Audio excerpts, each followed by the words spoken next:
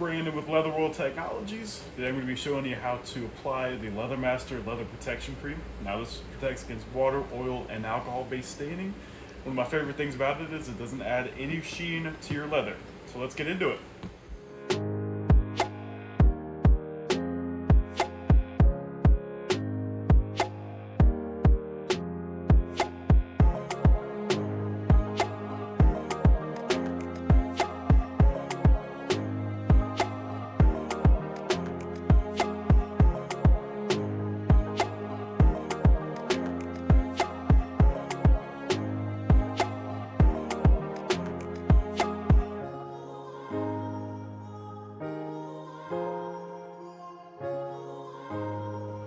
This has been the Leather Master Leather Protection Cream.